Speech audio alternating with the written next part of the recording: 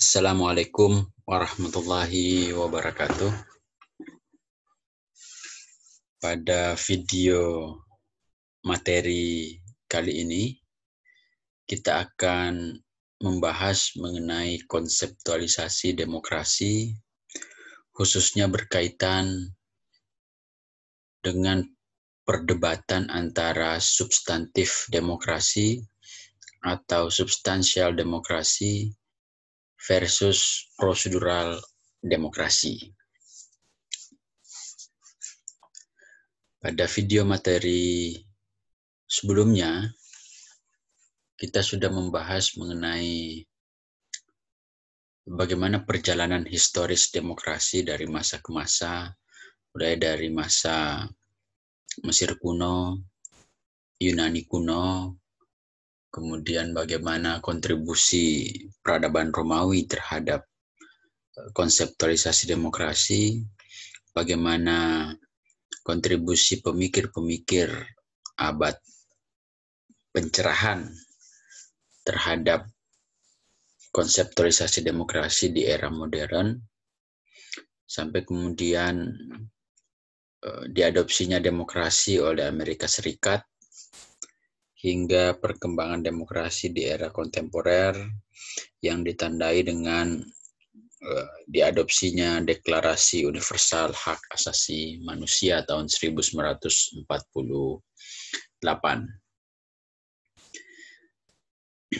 Nah, kalau teman-teman ingat pada video materi sebelumnya, saya mengatakan bahwa ada dua masalah utama dan pertama yang menjadi penting ketika kita berusaha menjelajahi rimba demokrasi. Yang pertama adalah terkait problem definisi, tentang bagaimana mendefinisikan demokrasi, dan yang kedua tentang kapan dan di mana kita harus meletakkan starting point ketika bicara tentang demokrasi. Nah, terkait definisi demokrasi, bahwa there is no single form about demokrasi, tidak ada bentuk tunggal dari demokrasi, tidak ada bentuk baku tentang bagaimana sistem pemerintahan demokrasi itu, karena demokrasi didefinisikan secara beragam dan berbeda-beda serta berubah-ubah, tergantung dari siapa yang mendefinisikan dan bagaimana dia didefinisikan. Sebelumnya saya mengatakan bahwa jika seandainya ada 195 negara di dunia ini yang mengadopsi demokrasi, maka bisa jadi ada 195 varian tentang demokrasi itu, di mana setiap negara punya cara tersendiri dalam mengimplementasikan apa yang dia sebut sebagai demokrasi. Nah, itulah yang oleh Robert Dahl dikatakan bahwa demokrasi itu diartikan berbeda-beda oleh orang yang berbeda-beda dalam kurun waktu yang berbeda-beda pula. Sehingga pendefinisian demokrasi itu sangat ideografis, sangat ditentukan oleh siapa yang mendefinisikan dan di mana atau bagaimana dia didefinisikan. Ini yang menjadikan kajian tentang demokrasi itu menarik, gitu. Karena kita tidak bisa merujuk satu bentuk baku tentang mana yang sesungguhnya disebut demokrasi, gitu. Meskipun Amerika Serikat sebagai pionir demokrasi, tetapi kita tidak bisa mengatakan bahwa bentuk baku dari demokrasi itu adalah demokrasi yang diadopsi oleh Amerika Serikat. Karena setiap negara punya cara sendiri dalam mengadopsi dan mengimplementasikan demokrasi. Tetapi satu hal yang pasti yang mungkin semua orang akan sepakat adalah bahwa setelah berakhirnya Perang Dingin, tidak ada rival global demokrasi. Demokrasi tidak punya rival global sebagai bentuk model pemerintahan negara-negara di dunia. Memang ada model-model pemerintahan lain, ada ideologi-ideologi politik lain yang kemudian melahirkan bentuk-bentuk atau model pemerintahan. Tetapi demokrasi sejatinya menjadi model pemerintahan yang paling banyak diadopsi oleh negara-negara di dunia. Nah, terkait problem definisi tadi, ada upaya yang dilakukan oleh seorang ilmuwan yang cukup concern terhadap demokrasi yang bernama Charles Tilly. Charles Tilly berusaha mengumpulkan banyak definisi-definisi tentang demokrasi, lalu kemudian mengkategorikan definisi-definisi yang ada setidaknya ke dalam 3 kategori, 3 jenis upaya pendefinisian demokrasi. Bahwa ada definisi demokrasi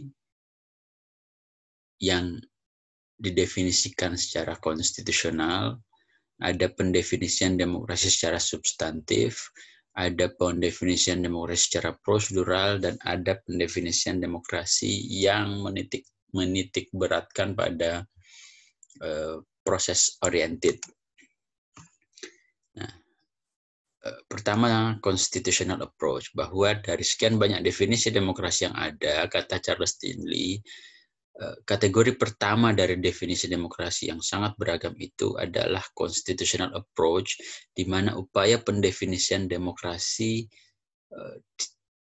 lebih didefinisikan atau lebih didasarkan secara konstitusional, hukum. Titik beratnya adalah hukum sebagai landasan dari bagaimana aktivitas politik itu dijalankan. Bahwa demokrasi itu adalah sistem pemerintahan yang constitutional based, yang berbasis pada hukum atau berbasis pada konstitusi. Yang kedua, ada upaya definisi demokrasi secara substantif yang mencoba mendefinisikan demokrasi dengan berfokus pada kondisi kehidupan masyarakat dan kondisi kehidupan politik yang berusaha diwujudkan oleh rezim atau pemerintah.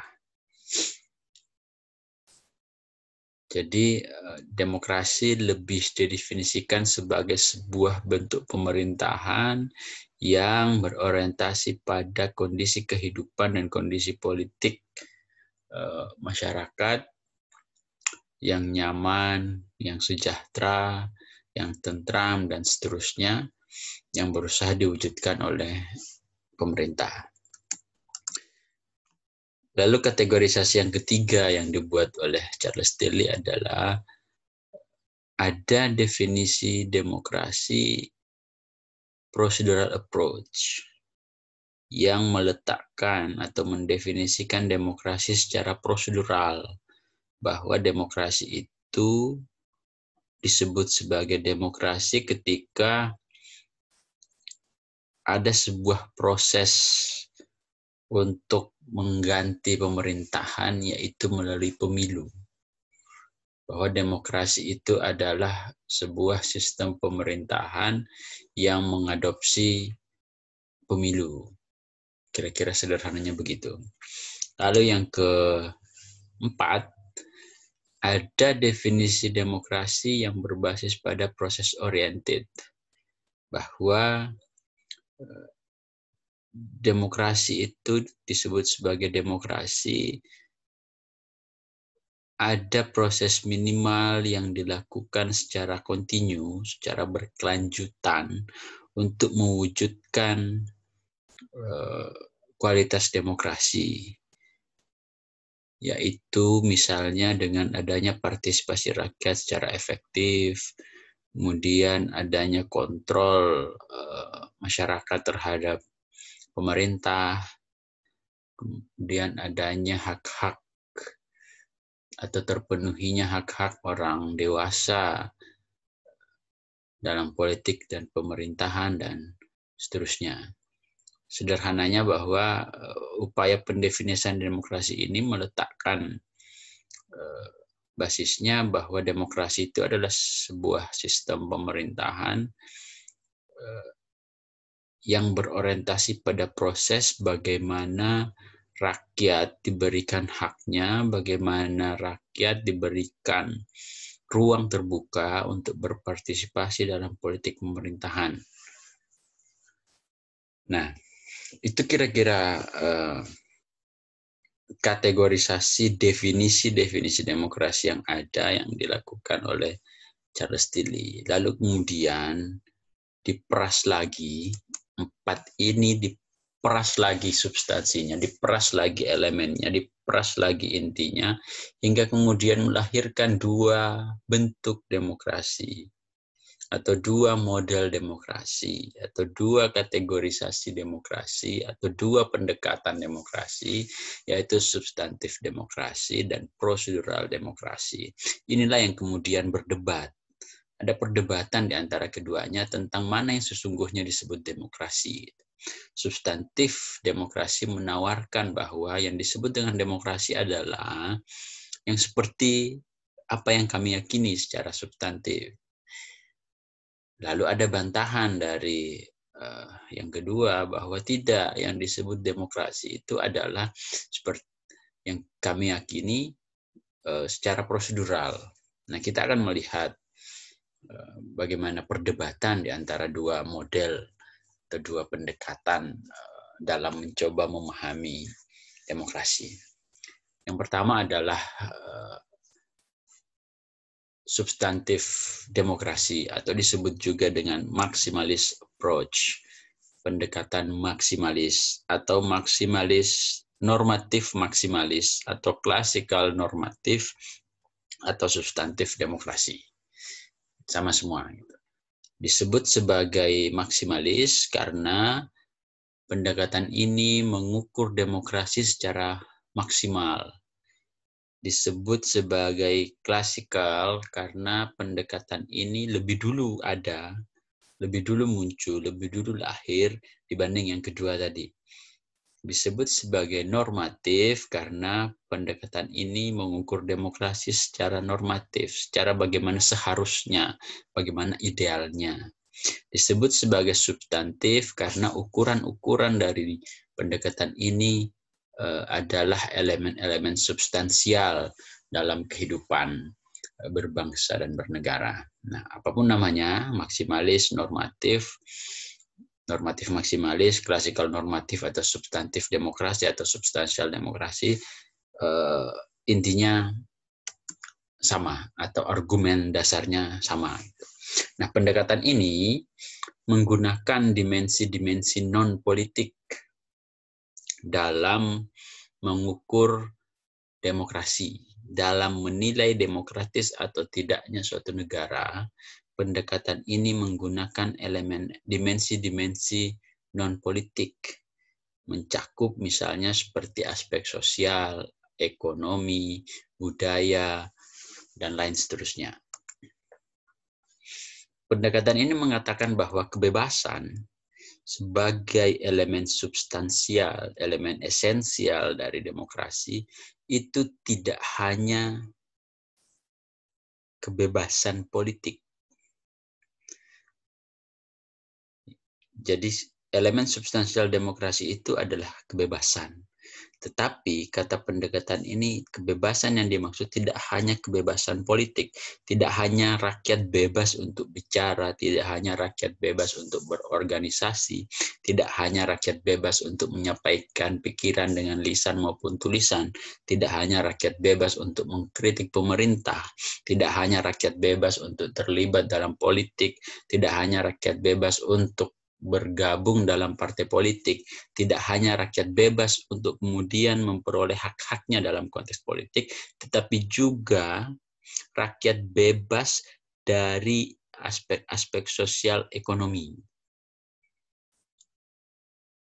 Bahwa yang disebut demokrasi atau demokratis atau tidaknya suatu negara, suatu pemerintahan, itu tidak hanya dari aspek politik, tidak hanya bebasnya rakyat untuk memperoleh hak-hak politiknya, tetapi juga rakyat bebas untuk memperoleh hak-hak sosial ekonominya. Atau dengan kata lain, keterbebasan rakyat dari hal-hal yang kemudian hal-hal sosial ekonomi yang menjadikan dia tidak mampu memperoleh hak-haknya itu. Yaitu misalnya keterbebasan rakyat dari situasi ketidakadilan, terbebasnya masyarakat dari kemiskinan, terbebasnya masyarakat dari kesenjangan, terbebasnya masyarakat dari buta huruf, terbebasnya masyarakat dari gizi buruk, terbebasnya masyarakat dari hal-hal lain yang merusak atau menjadikan masyarakat itu tidak bisa menikmati haknya secara sosial ekonomi. Jadi itulah mengapa pendekatan ini disebut sebagai maksimalis, karena ukuran untuk menilai demokratis atau tidaknya suatu negara tidak hanya dilihat dari bebasnya rakyat dalam konteks politik, tetapi juga terpenuhinya hak-hak sosial ekonomi rakyat, di mana rakyat itu hidup kenyang, hidup makmur, sejahtera, gaji tinggi, merasa adil, kesenjangan tidak menganga, rakyat berpendidikan, rakyat sehat dan gizinya tercukupi, rakyat kemudian punya kemampuan literasi yang tinggi karena pendidikannya juga tinggi, rakyat punya jaminan kesehatan dan lain seterusnya, yang menjadikan rakyat itu bisa menikmati kehidupannya sebagai warga negara yang adil dan makmur. Nah, itu mengapa pendekatan ini disebut maksimalis. Lalu pertanyaannya, kenapa sih dimensi sosial ekonomi itu menjadi penting sebagai indikator demokrasi? Gitu. Kenapa pendekatan ini mengukur demokratis atau tidaknya suatu negara itu dari terpenuhinya hak-hak masyarakat dalam aspek sosial ekonomi?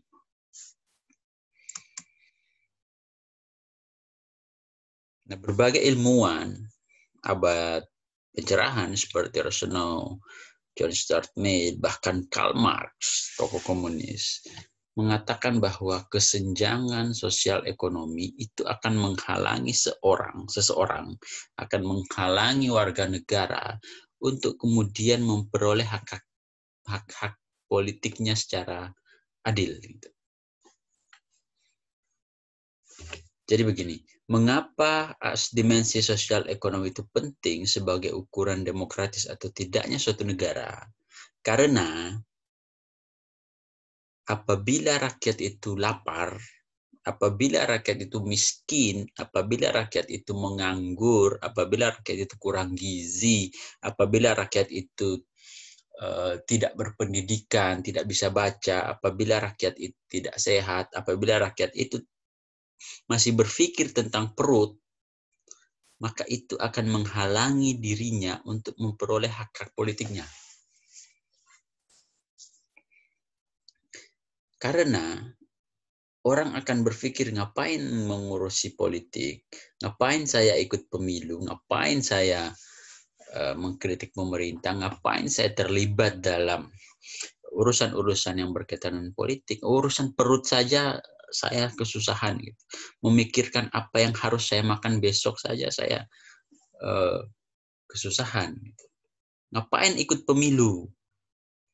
Toh kalau saya datang ke tempat pemungutan suara ngantri 1 jam 2 jam, maka saya akan kehilangan kesempatan untuk kemudian mencari uang gitu.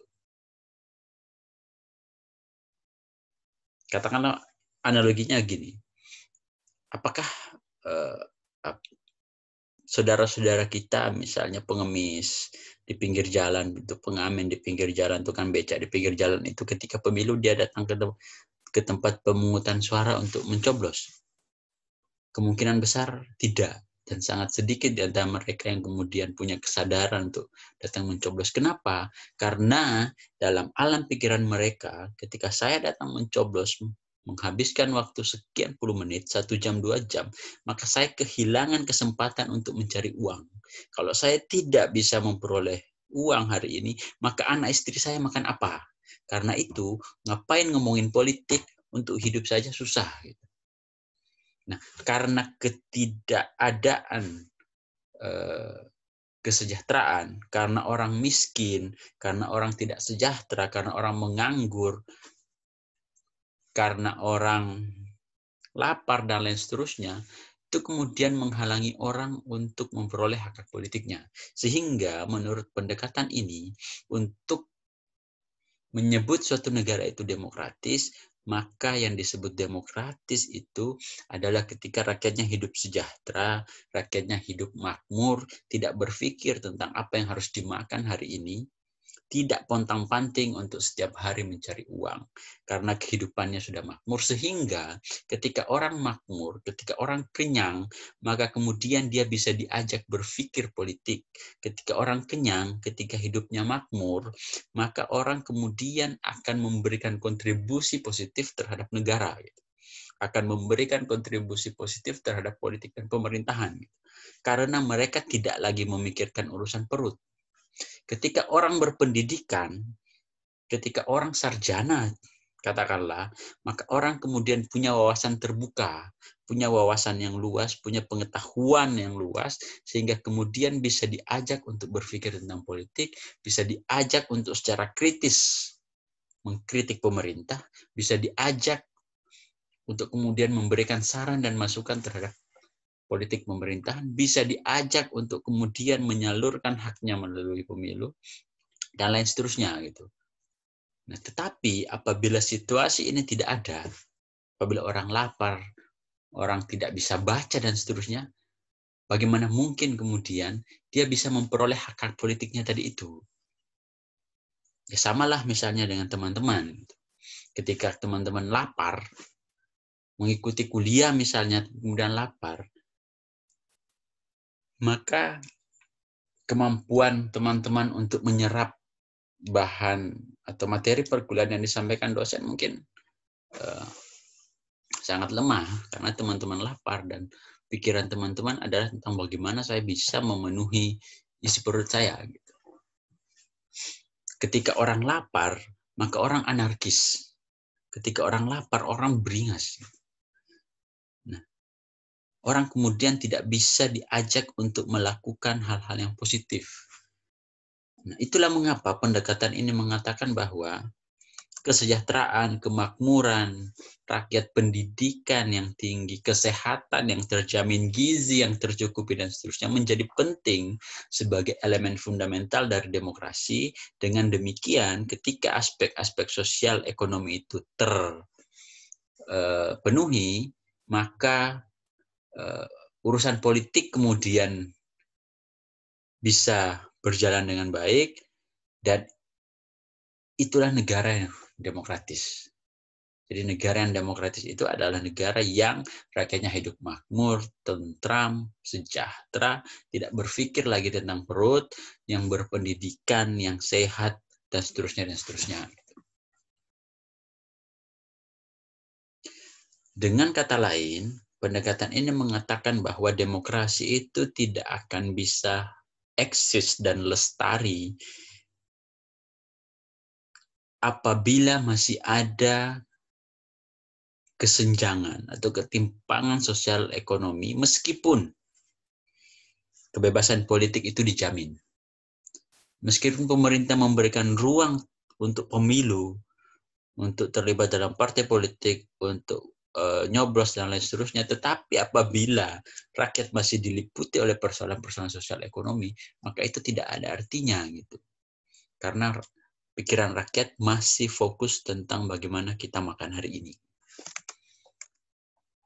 Karena itu, pendekatan klasikal normatif atau substantif demokrasi atau maksimal maximalist approach itu, kata kuncinya bahwa demokratisnya suatu negara yang demokratis itu tidak hanya freedom for, but also freedom from.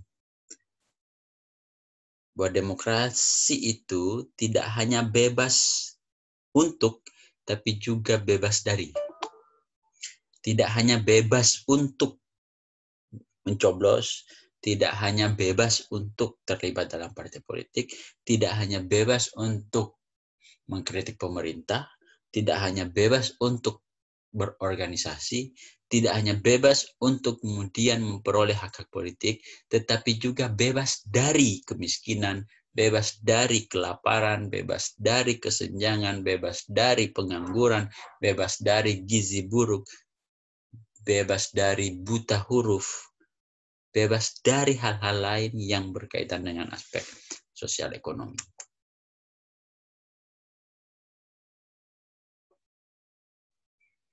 Nah, itu argumentasi utama dari pendekatan maksimalis. Tetapi pendekatan ini kemudian gagal dalam uji verifikasi empiris. Pendekatan ini diyakini oleh banyak orang dalam dekade tahun 1960-an, 1970-an untuk mengukur atau mendefinisikan demokratis atau tidaknya suatu negara. Tapi dalam perjalanannya, pendekatan ini ternyata gagal dalam uji verifikasi empiris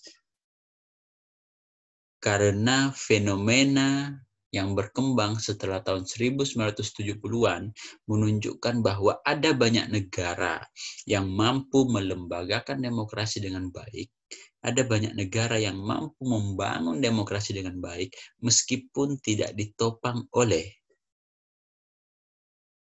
kesejahteraan sosial ekonomi. Meskipun tidak ditopang oleh aspek-aspek sosial ekonomi yang sejahtera, yang makmur, yang tenang, yang tentram, yang nyaman tadi, ternyata dalam banyak kasus, dalam banyak fenomena yang terjadi terutama di Asia dan Amerika Latin pada sekitar tahun 1970-an, itu ada banyak negara yang berhasil membangun demokrasi meskipun tidak ditopang oleh aspek sosial ekonomi yang memadai.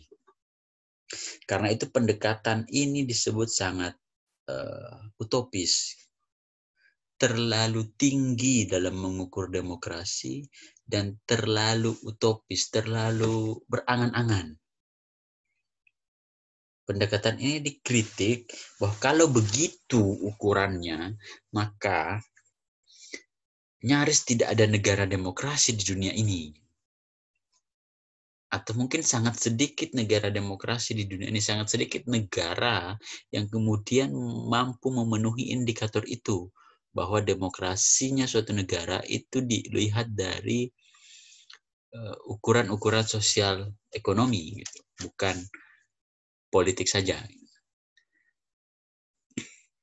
Nah, itulah yang kemudian menjadikan pendekatan ini perlahan tapi pasti kemudian dalam tanda kutip mati karena dipandang terlalu utopis, dan fakta menunjukkan bahwa ada banyak negara yang mampu membangun demokrasi dengan baik meskipun tidak ditopang oleh aspek sosial ekonomi yang memadai. Itulah yang kemudian mendorong lahirnya pendekatan yang kedua yang disebut dengan minimalist approach.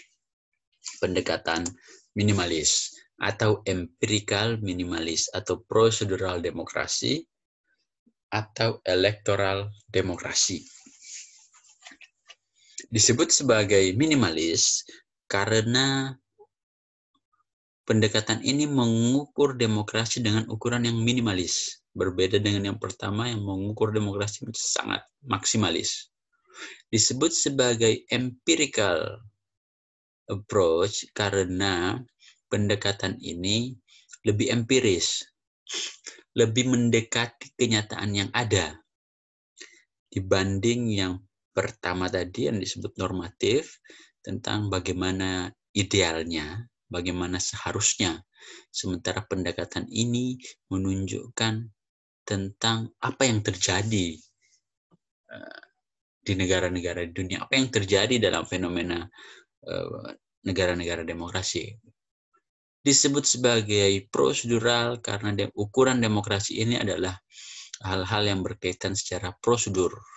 Disebut sebagai elektoral karena ukuran demokrasi ini sangat sederhana, yaitu dilihat dari elektoral, election, pemilu.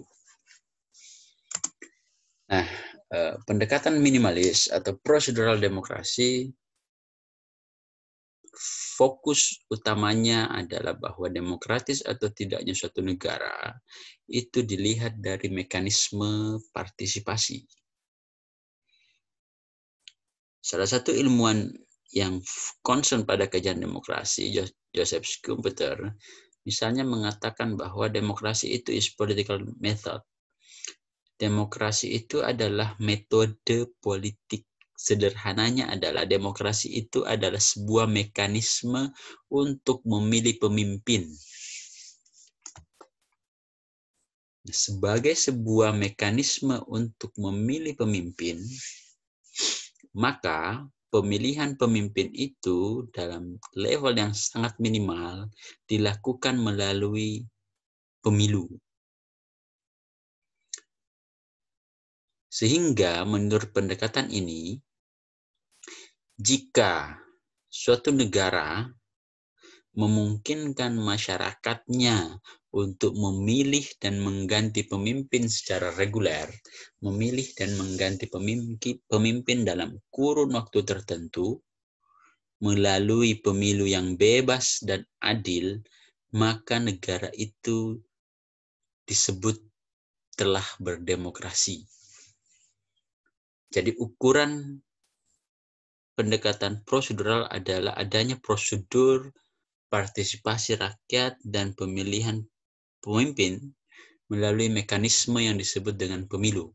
Apabila suatu negara menyelenggarakan pemilu, maka negara itu bisa disebut demokrasi. Karena itu Larry Diamond menyebut pendekatan ini juga sebagai electoral demokrasi, demokrasi elektoral. Bahwa demokrasi suatu negara, demokratis atau tidaknya suatu negara dilihat dan diukur dari ada atau tidaknya pemilu. Ada pemilu berarti negara itu bisa disebut sebagai negara demokrasi. Tidak ada pemilu berarti negara itu tidak bisa disebut sebagai negara demokrasi. Kenapa pemilu? Kenapa harus pemilu? Menurut Robert Dahl, karena di dalam pemilu itu ada kompetisi dan partisipasi. Ada kontes dan partisipasi yang mana kontes atau kompetisi ini menunjukkan bahwa dalam pemilihan pemimpin ada kompetisi, bahwa dalam pemilihan pemimpin itu ada beberapa calon yang dipilih. Ada pilihan yang kemudian memungkinkan rakyat memilih di antara pilihan-pilihan yang ada. Yang mana pilihan-pilihan itu akan terpilih satu berdasarkan suara terbanyak.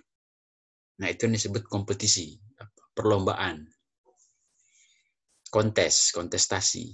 Dan yang kedua, di dalam pemilu itu mencerminkan adanya partisipasi rakyat. Karena pemimpin itu tidak mungkin kemudian melahirkan suara terbanyak kalau rakyat kemudian tidak memilih. Nah, proses memilihnya masyarakat itu untuk memilih dan mengganti pemimpinnya menunjukkan adanya partisipasi rakyat, keterlibatan rakyat untuk memilih mana calon, mana kandidat yang dipandang lebih mampu untuk kemudian diberikan wewenang sebagai pemerintah. Nah, kompetisi atau kontes dan partisipasi ini mencerminkan adanya kebebasan sipil dan kebebasan politik.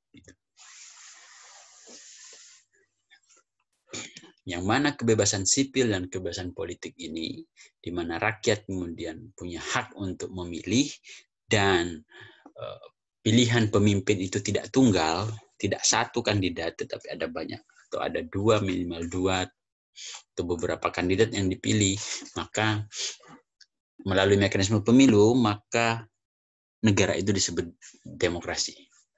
Jadi sederhana sekali, sangat minimal bahwa demokratis atau tidaknya suatu negara dilihat dari ada atau tidaknya pemilu. Selesai. Nah, itu asumsi dasar dari pendekatan ini. Nah,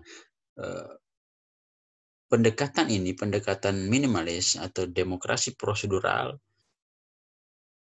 juga punya setidaknya 4 model, 4 varian, 4 bentuk, 4 nama secara konseptual. Nah, di sini ada 4 kuadran untuk melihat model-model dari demokrasi prosedural. Garis ke atas ini, horizontal, itu adalah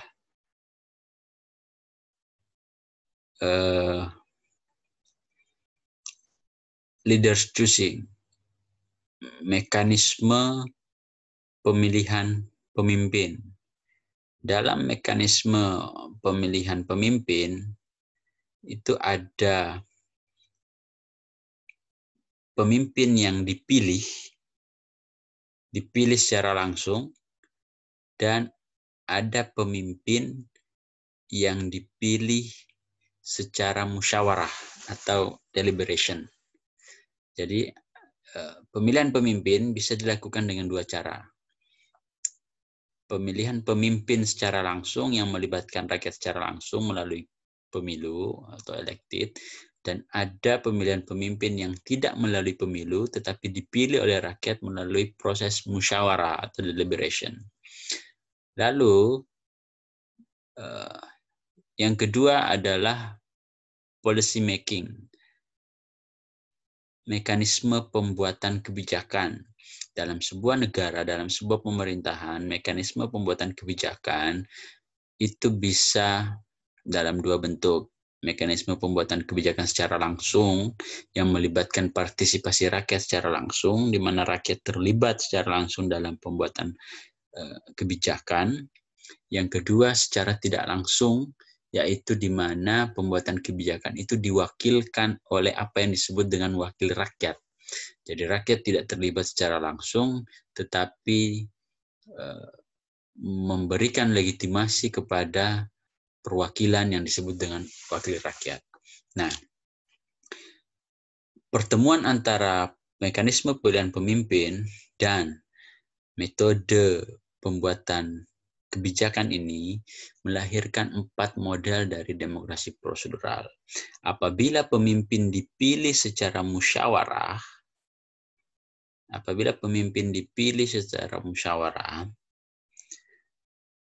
dan apabila pembuatan kebijakannya secara tidak langsung atau melalui wakil rakyat, maka namanya delegatif demokrasi atau demokrasi perwalian.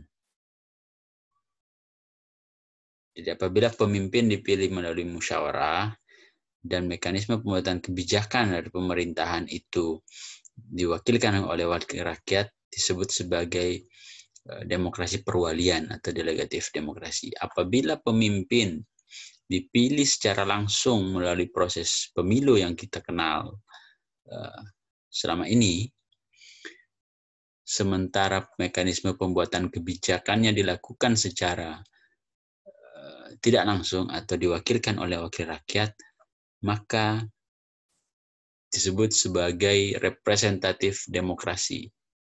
Demokrasi representatif. Demokrasi perwakilan. Nah, apabila mekanisme pemilihan pemimpin dilakukan secara musyawarah dan mekanisme pembuatan kebijakan dilakukan secara langsung, tidak melalui wakil rakyat, tapi keterlibatan masyarakat secara langsung, maka disebut sebagai deliberatif demokrasi. Yang terakhir, apabila pemimpin dipilih secara langsung melalui pemilu, dan pembuatan kebijakan juga dilakukan secara langsung oleh rakyat tanpa melibatkan atau tanpa diwakili oleh wakil rakyat, maka disebut sebagai demokrasi partisipatoris. Partisipatoris demokrasi. Nah, ini 4 varian atau 4 model dari prosedural demokrasi secara konseptual. Yang mungkin ini hanya tambahan saja untuk teman-teman memahami ataupun nanti menemukan istilah-istilah bentuk-bentuk dari demokrasi. Nah, pendekatan minimalis tadi, prosedural demokrasi juga tidak terlepas dari kritik. Dia juga dikritik bahwa kalau demokratis atau tidaknya suatu negara itu hanya diukur dari ada atau tidaknya mekanisme pemilihan pemimpin melalui pemilu, maka itu terlalu sangat minimal. Kenapa? Karena adanya pemilu itu tidak menjamin pemilu itu dilaksanakan secara jujur dan adil. Meskipun ada pemilu, tapi itu tidak menjamin bahwa partisipasi rakyat untuk terlibat dalam pemilu itu adalah benar-benar kemauan dia secara sukarela, bukan karena dimobilisasi, bukan karena politik uang, bukan karena intervensi, bukan karena paksaan. Pendekatan minimalis dikritik terlalu minimalis karena meskipun ada pemilu, tetapi itu tidak menjamin bahwa pemilu itu bebas, adil, transparan, dan lain-lain seterusnya. Karena dalam banyak kasus, banyak negara yang menggelar pemilu, tetapi pemilunya itu tidak terlepas dari intervensi rezim. Pemilunya itu dikonstruk sedemikian rupa agar penguasa atau pemimpin atau rezim yang berkuasa itu menang. Meskipun ada pemilu dalam banyak kasus di beberapa negara, tetapi yang menang selalu calon yang itu. Sehingga kemudian memungkinkan seseorang, presiden, berkuasa selama puluhan tahun karena dalam setiap pemilu dia terus yang menang. Dan mengapa dia bisa terus yang menang? Karena pemilu itu tidak terlepas dari intervensi penguasa. Dan rakyat dimobilisir, dipaksa untuk kemudian berpartisipasi dalam pemilu. Nah, itu yang kemudian kritik terhadap demokrasi prosedural karena dipandang sangat minimalis, hanya mengukur ada tidaknya itu pemilu, sementara pemilu tidak bisa menjamin bahwa, tidak ada jaminan bahwa pemilu itu bisa berjalan dengan adil, dengan jujur, dengan transparan, tanpa paksaan terhadap partisipasi rakyat, tanpa mobilisasi, tanpa intervensi rezim, dan lain seterusnya.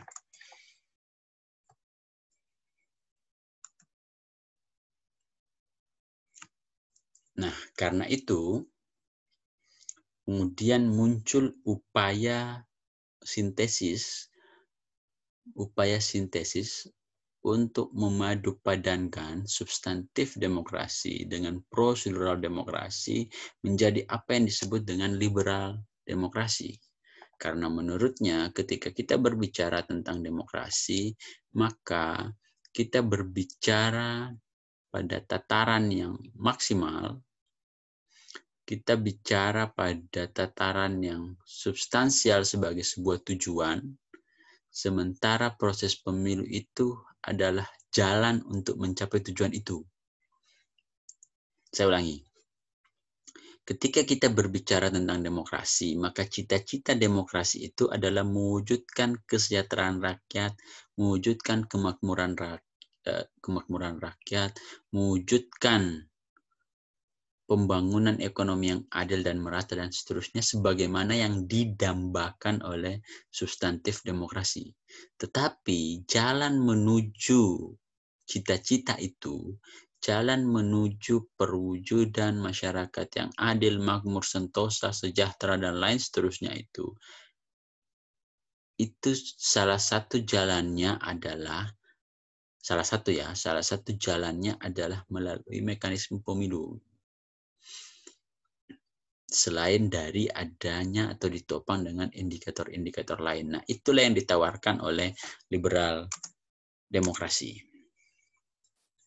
Bahwa demokratis atau tidaknya suatu negara itu tidak hanya bisa diukur dari ada atau tidaknya pemilu, meskipun pemilunya dilakukan secara multipartai, kandidatnya ada beragam dan ada partisipasi rakyat, tetapi demokratis atau tidaknya suatu negara juga perlu dilihat dari indikator-indikator lain seperti adanya separation of power, adanya pemisahan kekuasaan kepada lembaga-lembaga yang ada, atau trias politika yang kita bahas pada materi sebelumnya.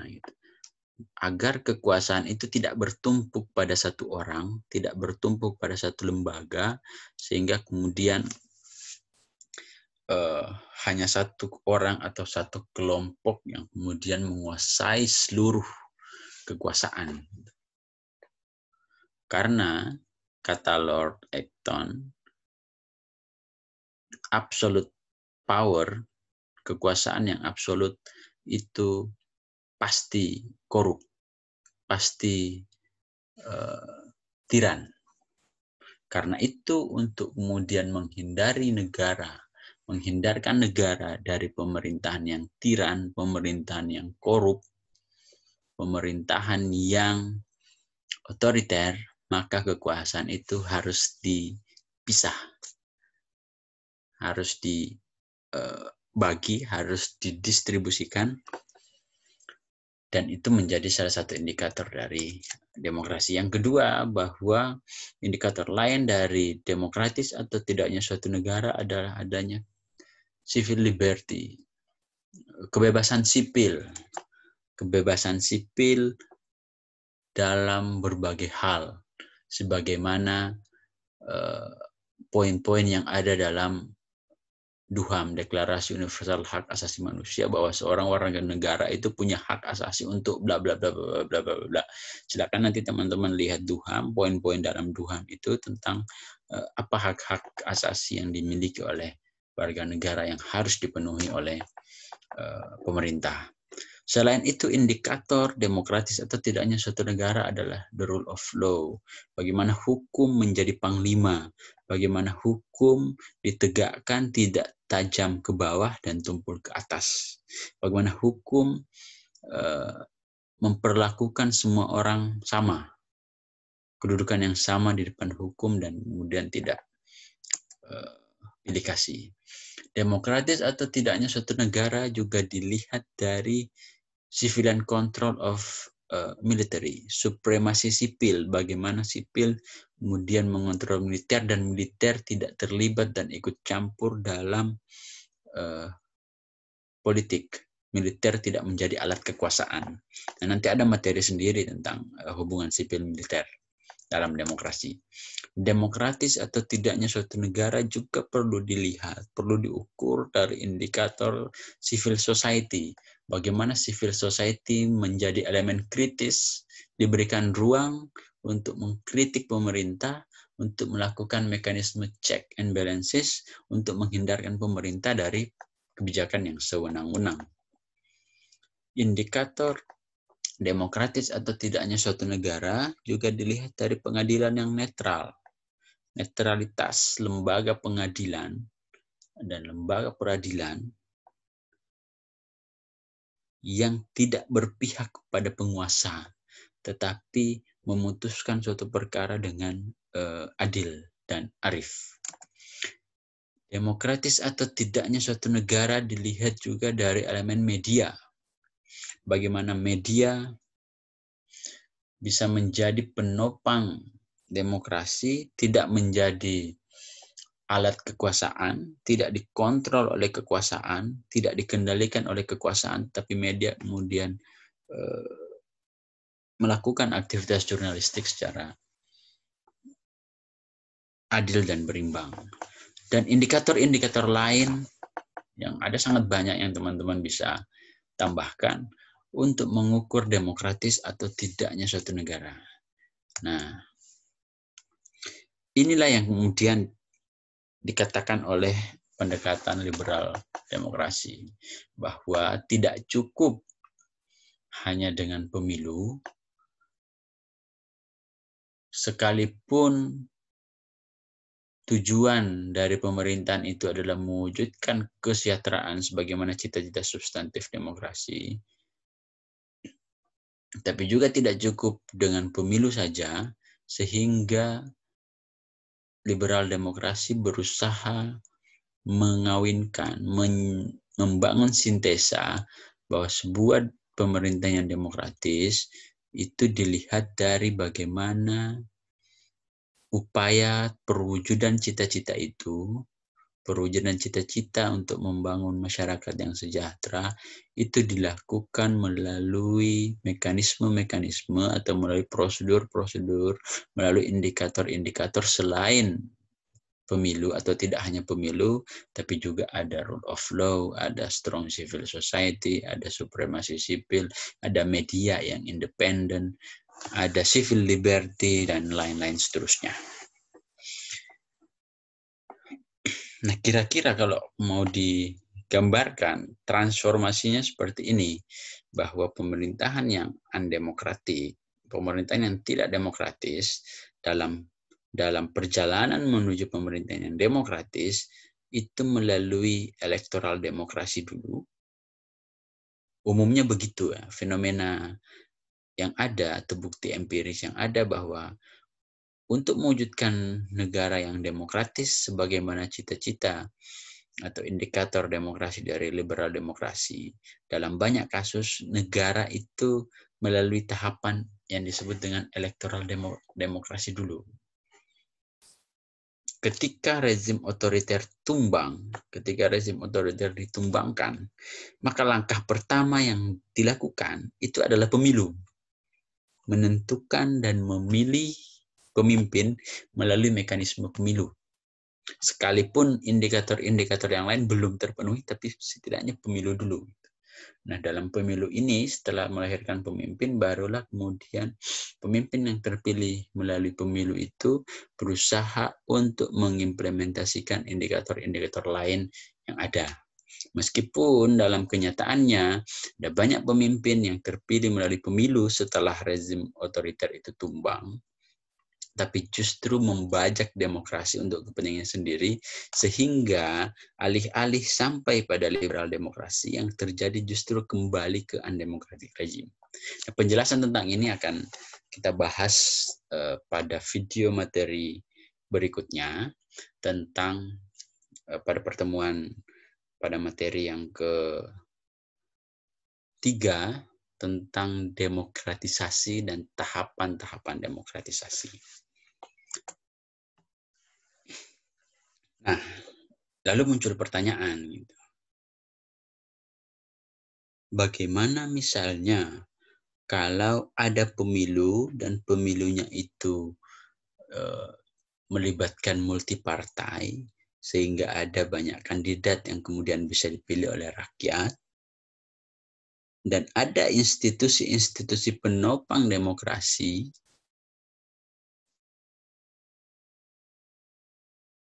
tetapi hak-hak rakyat tidak terpenuhi secara maksimal. Ada pemilu secara multipartai, kandidatnya banyak, dan ditopang, ada institusi-institusi atau lembaga-lembaga penopang demokrasi, tetapi rakyat tidak mampu untuk menyalurkan suaranya dengan baik, karena ada persoalan-persoalan yang kemudian menghalangi dia, entah itu persoalan sosial ekonomi atau yang lainnya. Terus apakah itu disebut demokratis atau tidak? Atau sederhananya, bagaimana misalnya kalau ada negara dari sekian indikator demokrasi yang ada yang dimiliki oleh liberal demokrasi tadi, katakanlah ada 10 indikator. Nah, di negara itu ada 5 indikator yang kemudian diimplementasikan, tapi 5 indikator lainnya tidak diimplementasikan oleh pemerintah. Lalu apakah itu disebut demokrasi atau tidak? Atau misalnya secara sistem pemerintahan dia tidak mengadopsi demokrasi secara formal, tetapi ada pemilu dan ada indikator-indikator lain, apakah itu disebut demokratis atau tidak? Malaysia misalnya. Di Malaysia itu sistemnya adalah monarki. Tetapi di sana ada pemilu, ada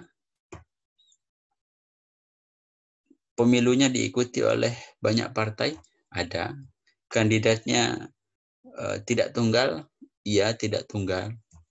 Indikator-indikator lain seperti apa? Ada terpenuhi dan lain-lain seterusnya. Rakyatnya sejahtera, rule of law mungkin baik, dan seterusnya. Tapi media dikuasai oleh pemerintah misalnya, civil society tidak diberikan ruang gerak untuk kemudian mengartikulasikan kepentingannya. Ada elemen-elemen lain yang kemudian tidak terpenuhi. Apakah itu disebut sebagai demokratis atau seperti apa? Nah, dalam diskursus demokrasi ada istilah yang disebut sebagai pseudo-demokrasi untuk menggambarkan atau untuk menyebut contoh yang saya katakan tadi, itu pseudo-demokrasi. Demokrasi semu. Demokrasi hanya manis di bibir saja. Demokrasi separuh, parsial demokrasi. Demokrasi pseudo-demokrasi, demokrasi semu, parsial demokrasi, atau dalam bahasa saya demokrasi hanya manis di bibir saja. Gitu. Nah, itu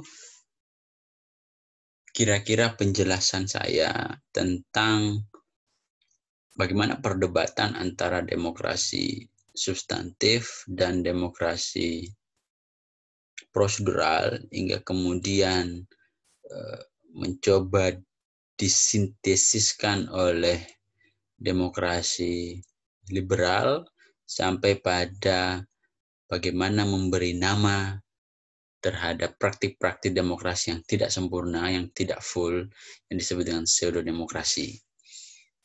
Nah, pada video berikutnya, sebagai kelanjutan dari materi ini, kita akan melihat bagaimana mengukur demokrasi suatu negara. Ukuran-ukuran apa yang digunakan atau yang dimiliki untuk menilai kualitas demokrasi suatu negara.